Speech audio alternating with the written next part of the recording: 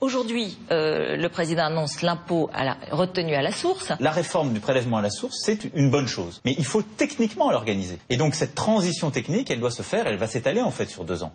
Ça va progressivement s'enclencher à partir de 2016 et être pleinement effectif en 2018. Le prélèvement à la source, vous ne la mettez pas en place en janvier 2018, vous vous donnez du temps. Je n'ai pas de visibilité sur les modalités techniques, la charge des entreprises, donc je demanderai au ministre en charge de bien vérifier tout cela, de bien tout préparer. Mais en toute hypothèse, ça ne sera pas en janvier 2018, ce serait après si vous avez vérifié que tout fonctionne. Je pense, en toute hypothèse. On nous annonçait que cet impôt à la source allait entrer en vigueur à partir du 1er janvier prochain, pour toute l'année 2019. Rebondissement aujourd'hui. J'ai plutôt l'intention de conduire cette réforme à son terme, mais j'ai demandé au ministre compétent de répondre à toutes les questions qui se posent encore avant de donner des directives finales. Voilà, donc je ne peux pas vous donner la réponse finale avant d'avoir eu les clarifications finales. J'ai pour cela besoin d'une série de réponses très précises et d'être sûr de ce que nos concitoyens vivront le jour où on le mettra en place, si on décide de le mettre en place.